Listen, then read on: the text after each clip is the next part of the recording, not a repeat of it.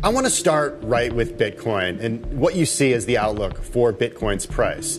In recent weeks, you've come out and said $1.5 million per Bitcoin by the year 2030. Since then, though, we've seen quite a few outflows. We've seen a lot of volatility. Sonali just went through that. Is that still your view? 1.5 million by 2030? Yes, it is our view. I think right now we're in a risk-off period generally. And if you've been watching Bitcoin, it's almost been a leader in terms of risk on, risk off. So I think that's what we're seeing. Cathie Wood, the founder, CEO, and CIO of ARK Investment Management, is known for her bold predictions and disruptive investment strategies. In this Bloomberg Crypto interview, she shares her perspectives on Bitcoin, interest rate cuts, specific stocks, Donald Trump's crypto stance, and the meme coin phenomenon. This summary breaks down her insights, offering investors a structured and comprehensive understanding of her viewpoints. Wood reiterates her conviction that Bitcoin will reach $1.5 million by 2030. Wood emphasizes that Bitcoin is a long-term investment, requiring patience and the ability to withstand volatility. Investors can mitigate risk by investing a fixed amount of money at regular intervals, regardless of Bitcoin's price. Bitcoin should be part of a diversified portfolio to balance risk and potential returns.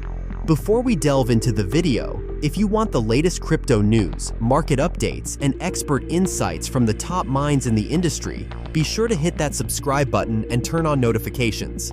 Stay informed, stay ahead, and never miss an opportunity in this ever-changing world of the financial market.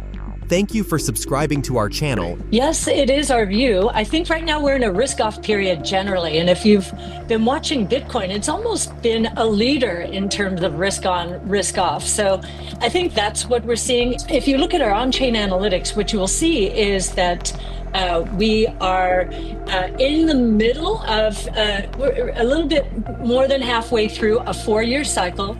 We think we're still in a bull market. And we believe that the deregulation that we're seeing here in the United States is going to be very important to institutions moving into this new asset class. Asset allocators have to have a point of view on this new asset class. And we think by putting it in portfolios, risk-adjusted returns for the entire portfolio will go up. We post our trades every day, and you'll see that we've been buying Tesla and names that mimic Bitcoin and other crypto assets like Coinbase, like Robinhood, taking advantage of this risk-off period. One of the things we think is going on right now is, and Treasury Secretary Bessent today said he does not believe that we're going into a recession. We think we've been in a rolling recession, and that we are actually going to see some negative quarters here. And that's because the velocity of money is collapsing as people, the labor force is worried that, and we're talking about federal, state, and local, quasi-government categories like education and healthcare. There's a lot of fear around job security right now. So we see the saving rate going up. We see the velocity of money coming down, and we do think we'll see 1 or 2 negative quarters. What we believe that will do is set this administration up and the Fed up with more degrees of freedom for tax cuts and perhaps lower interest rates, or at least ending quantitative tightening. Well, we tend not to be very short-term in our focus, but if we're right, and inflation is going to surprise on the low side of expectations, we wouldn't be surprised to see 2 or 3 cuts. Now, if you look at an indicator called Trueflation, it's probably the broadest measure of inflation out there. It is saying inflation is down to 1.65%, well below where the Fed is pinning it at roughly the CPI's 2.8%. And we believe that the combination of actually food prices have started coming down, even egg prices have started to collapse. As a matter of fact, gasoline prices are coming down. We're seeing some rent prices coming down. So we think inflation is going to surprise on the low side of expectations for those reasons, and because innovation is inherently deflationary.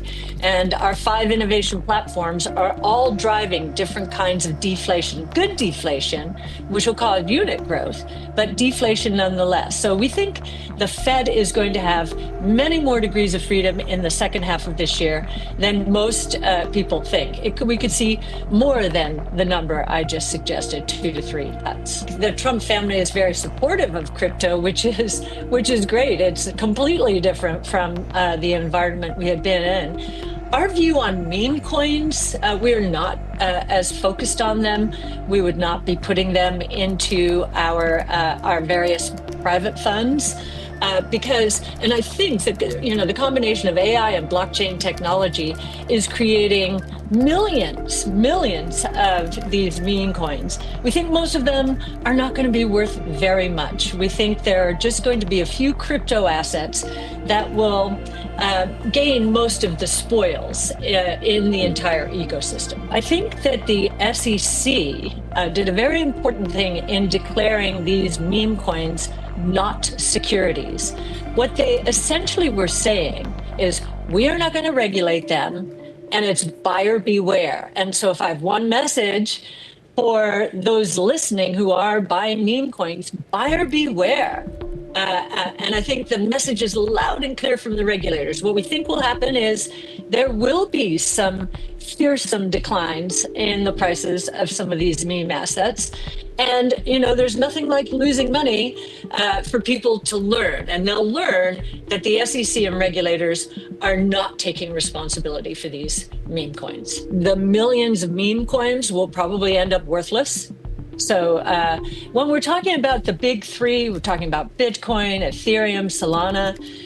The use cases for those are multiplying, and we think they're going to become very important in the years ahead. Meme coins, not so. Meme coins will be collector's items, so digital collector's items. And so, of course, some will withstand will withstand the judgment of time, and that may be one of them. But our working assumption is that when you're talking about millions of meme coins, that that's just a step too far, and that most of them are not going to be worth very much. I actually think it's very complicated, but in terms of our own venture fund. And we did start an interval fund, which is a 40 Act fund.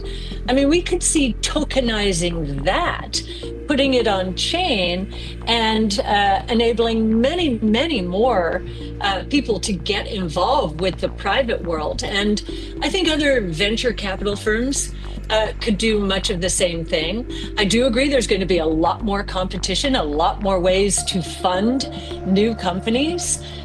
So that is true as well. So I'd say this new world's going to be complicated. When we hear Larry Fink of BlackRock saying he wants to tokenize everything, it's big, because it takes a lot to move the needle at BlackRock. So we're watching the tokenization movement very closely for our own purposes as well. We're looking for the winners in the digital wallet space. Most of us are not going to have many wallets. You can think about this in the same way you think about credit cards. Most of us don't have very many credit cards. So we're looking for those winners. And, Robinhood and Coinbase are coming at this from different angles. Of course, Coinbase from the crypto first angle, and Robinhood from more the equity end of the spectrum. Both of them have to, Robinhood has nailed the user interface. I think Coinbase is putting a lot of effort into getting that right as well. So we're looking at them as 2 of the bigger winners. In conclusion, Cathie Wood's insights offer a valuable perspective on the future of investing. Her focus on disruptive innovation, Bitcoin's potential, and the evolving crypto landscape provides investors with a framework for navigating the changing market. By understanding her key themes, strategies, and cautions, investors can make informed decisions and position themselves for long-term success.